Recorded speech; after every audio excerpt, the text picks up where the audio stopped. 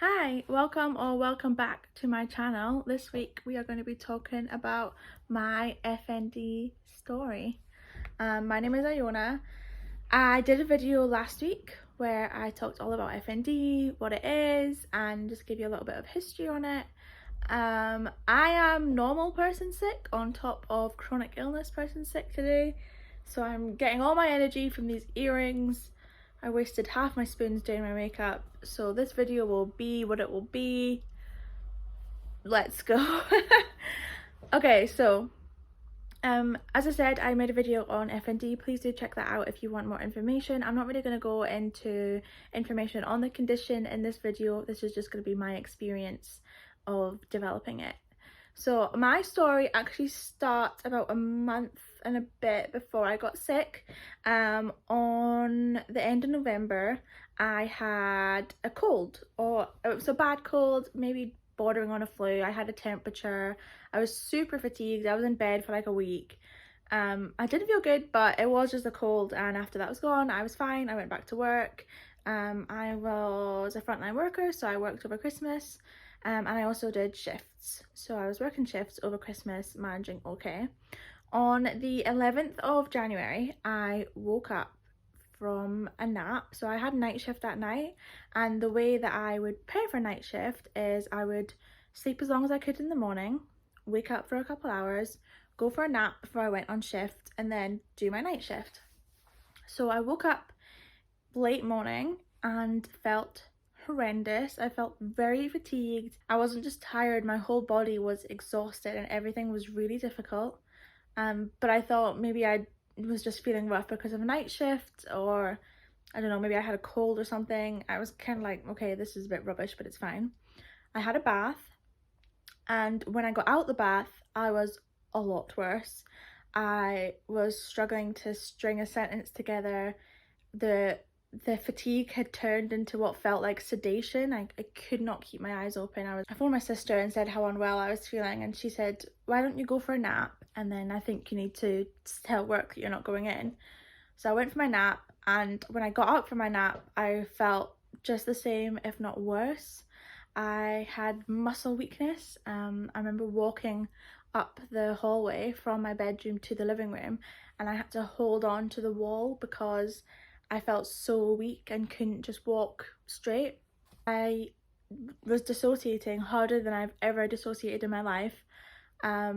I didn't feel like I was in my body. Everything felt really far away. I still had that feeling of being sedated.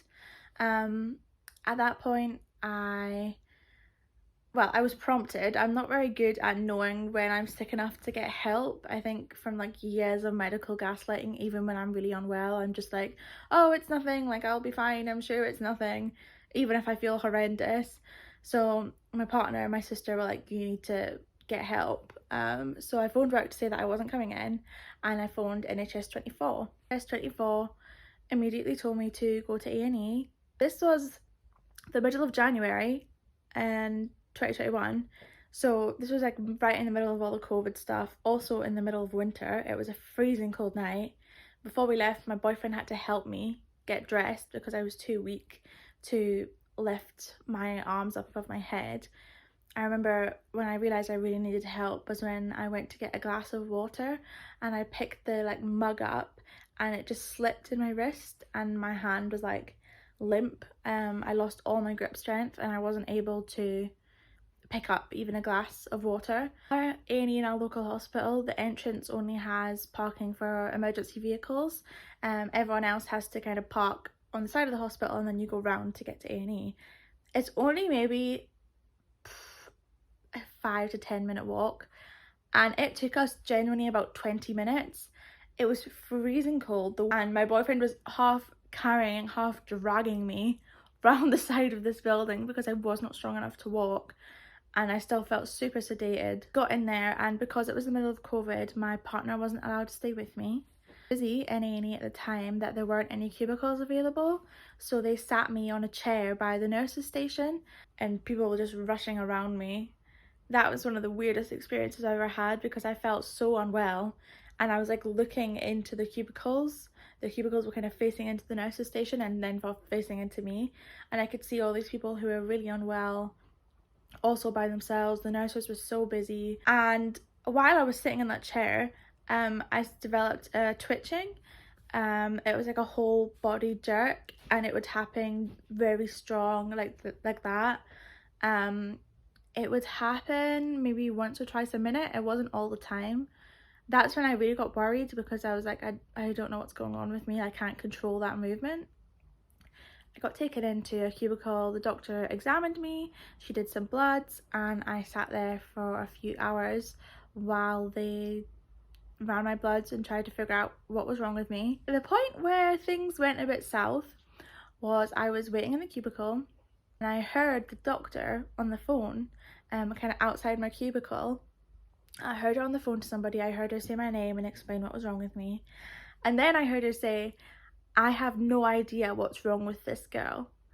And that's when I started shitting myself a little bit. It's one thing if you don't know what's wrong with you, but if you hear a doctor say that they have no idea what's wrong with you, then it's really not good. I just presumed that I was going to go in, the doctors were going to say, "Oh, you have this thing, here's this medicine," and I would just be better. Because it had come on so suddenly, there's no way that this couldn't just go away as quickly as it came. A few minutes after that, the doctor came in and she said, "The good news is your bloods are all clear. You have a chronic illness." That's one of the most annoying things that someone can say to you. If you feel healthy and your bloods are clear, that's great. But if you feel like you're dying, and for me, I had suddenly developed full limb muscle weakness and extreme fatigue literally overnight, and the hearing that my blood was clear was like, what do you mean? There has to be something that's causing this. And she said, the neurologist is going to see you. You can either stay in hospital overnight and the neurologist will come and see you on the ward tomorrow, or you can go home and come in and see the neurologist tomorrow. I was like, no way am I staying here tonight. And also, kind of more importantly, I wasn't unwell enough to actually need to be in hospital. And I think any time, but especially during a pandemic, you should give the hospital space to somebody who actually really needs it. So I went home to the 3rd floor, and he had to pretty much carry me up the stairs, and that was that for that day. The next day I woke up and I had a neurology appointment. I felt ever so slightly better in that I didn't feel as sedated, but muscle wise my muscles felt horrendous. I wasn't dissociating anymore, which was almost worse because I was more present in the situation too. So we went to the doctors. The neurologist was lovely. She took time to listen to what I was saying. She didn't gaslight at me at all. She didn't mention irrelevant things. She really listened to what I was saying. Felt like she was actually going to help me. So she said, look, go get a COVID test so we can check that this isn't COVID or long COVID. She said the only person that I've seen who's had this sudden onset of full limb muscle weakness like you is someone who was suffering from COVID, and it was a symptom of their COVID. So if the COVID test comes back positive, it's probably part of COVID. If the COVID test comes back negative, I think it is viral induced fatigue from your illness a few weeks ago. I think that you will have this weakness for a little while. It's your body responding to the virus, and within a few weeks you'll be better. If it doesn't get better within a few weeks, get your doctor to re-refer you and we will see you. And that was it. I was kind of sent home, and I actually left that appointment feeling pretty positive, because I thought, okay, this is viral induced fatigue. I know what it is now, and now that I know what it is, I'm not worried. It's going to go away in a few weeks. Fine. I phoned my work, told them what it was, told them I'd be off for a few weeks, and that was that. A few weeks, my muscle weakness got slightly better in that I could now hold a glass. But a glass was just about as heavy as I could hold. Walking was a little bit better, but not much. I really struggled to get around the flat, and I definitely had good days and bad days. I'm going to put a clip in from this day, and this started to happen more regularly. It was less that my muscles were fatigued, or at least it didn't feel like fatigue. It was just this like wobbliness. When I walked, it felt like I was drunk. It felt like the ground was moving underneath me, and it was really hard to kind of walk straight. So I'm going to put that clip in just now.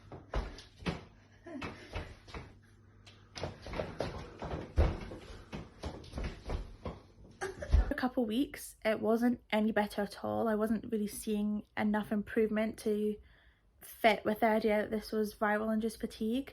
So I got re-referred to the neurologist. 27th of January, I went in. I seen a different doctor this time, and they did a few tests. They asked me about my symptoms, and they did the Hoover test, which I showed last week. I'll put the infographic up again. That's a test that they can do to test for if it's FND, if you have muscle weakness. I had fall and muscle weakness.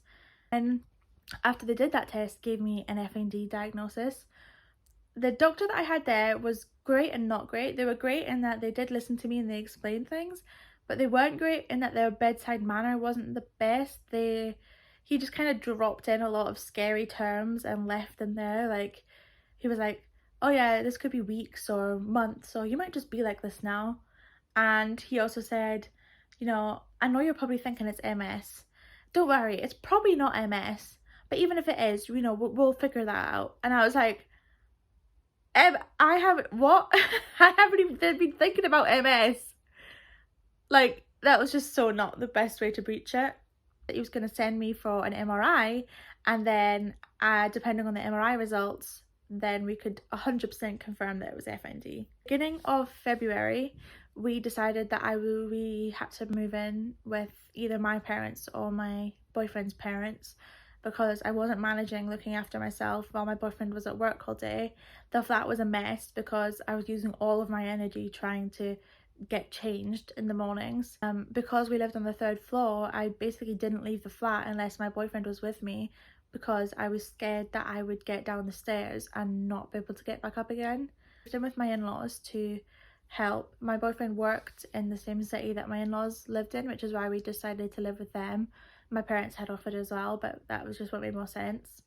We went to live with my in-laws, and while I was in with my in-laws, I pretty much started like self-rehabilitation. I found that at my in-laws I actually made a lot of progress. I think that because the pressure was taken off having to cook and clean and do like washing, I could really focus on trying to get better.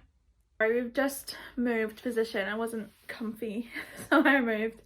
Okay, so at my in-laws, we moved in at the beginning of February, and I started to try and build my fitness up myself. When I got diagnosed with FND, my doctor had mentioned physio, but there was no follow-up for that. They hadn't referred me. It was very much just kind of see how you go. And I basically had to teach myself to walk again, to hold everything again, just to build my strength up. The main way that I did that is my in-laws have a lovely old dog. I think she's like 13, she's quite old, so she gets a walk every day, but because she's older she can't walk very far and she can't walk very fast. So she was the perfect rehab partner. I would take her for a walk. Some days it would literally be a 5-minute walk, that was all I could manage, and we would go very slowly at my pace and at her pace, and over the time we just built that up and built it up, and I got to the point I could walk for about a mile a day. The first time that I did that though, I crashed for like a week after, but over time I slowly built it up and I got to the point where I could walk a mile. Now this was all I could do, so if I walked for a mile that day I would need a nap every single day, and I couldn't really do anything else. I struggled to help with dinner, I struggled to help clean, but I could walk that mile every day, and that was a massive win. A couple months into my FND diagnosis, I got my MRI results back. They were all clear, so my FND diagnosis was confirmed. Just like to quickly drop in and say that I was very lucky in that there was actually a specialist in FND lives in my city, and therefore all the doctors and neurologists that seen me were aware of FND. I know that for a lot of people the journey to get diagnosed is a lot longer, a lot more difficult. I don't know what I would have done if they just told me they didn't know what it was, because I didn't have any idea what it was. So I'm really grateful that I was able to get diagnosed relatively quickly. I mean, I got sick at the beginning of January and I had a diagnosis by March. So that's pretty amazing, and I'm just so grateful for that. And I'd just like to send my love to anyone who's struggling to get a diagnosis or has a diagnosis that they don't think fits their condition. I know how hard that can be, and yeah, I'm sending you love at this time. Bye. Still doing my daily walks. And at that point is when we moved back to our flat, because I felt that I was able to do enough that I could kind of maintain the flat and it wouldn't be such a mess. I still had very much up and down days, so on a good day I could do the basics. I could just about keep the flat clean, maybe do one thing. On a bad day I couldn't do any of that. I was really wobbly, I would lose my strength, and I still did need help with lots of things. Around that time, around March, is when the chronic pain started. So before that I hadn't really had, like I had chronic migraines before that, but since I'd been on migraine medication, the pain had been under control.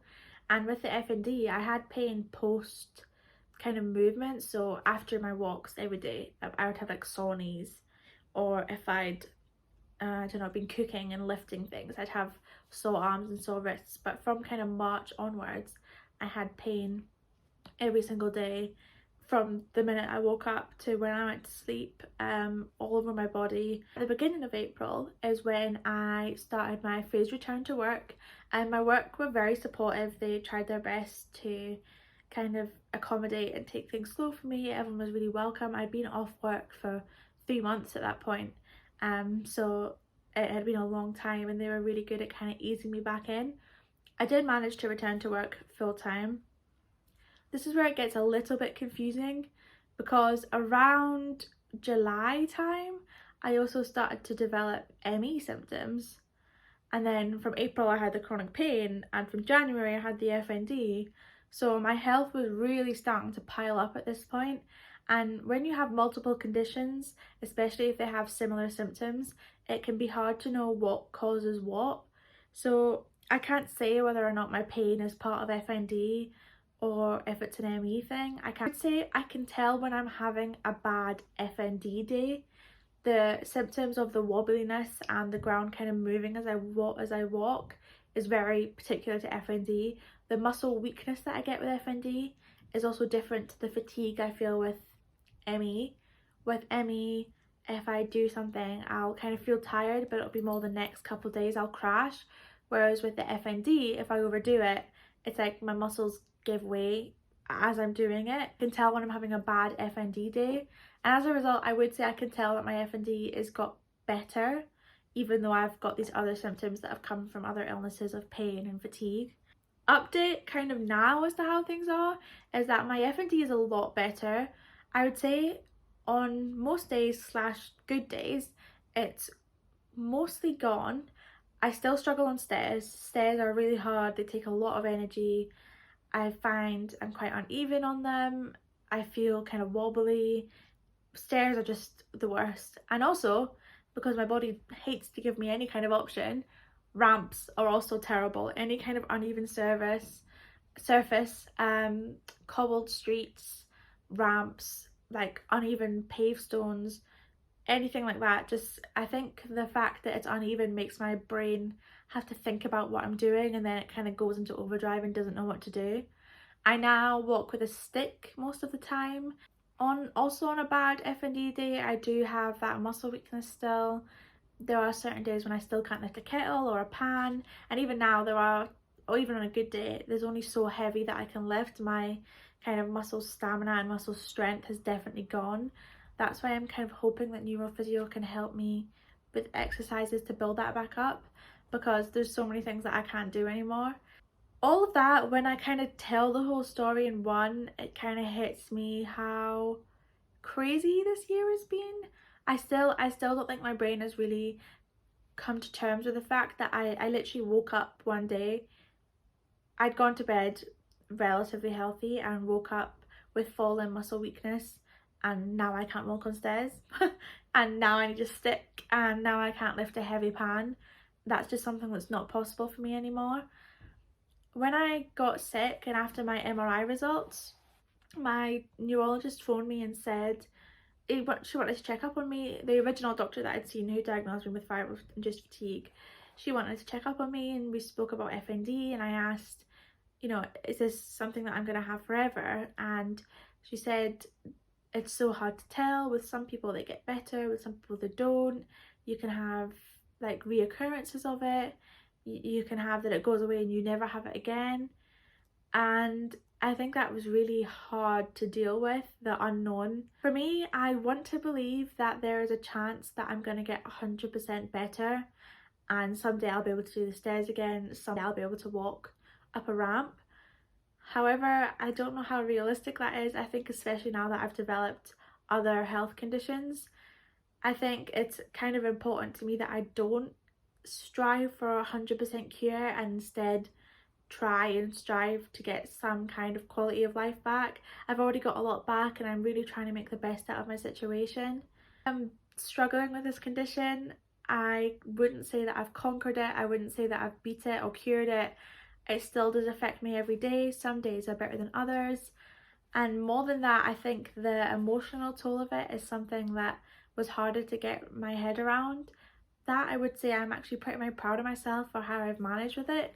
I think this whole situation is such a difficult thing to have to deal with. I'm only 23 and my life was very much turned upside down overnight, and I've been trying to find the positives and keep going, and I think I've really achieved that and I'm proud of myself for that. And thank you so much for watching. That is my FND video. I did try and kind of sum it all up as quickly as I could. Sorry if it didn't make much sense. I think it's hard when you've lived it to kind of unpick everything and tell it all in a nice way.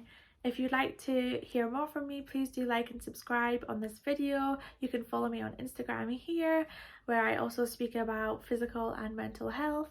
And I hope to see you next week. Take care. Bye.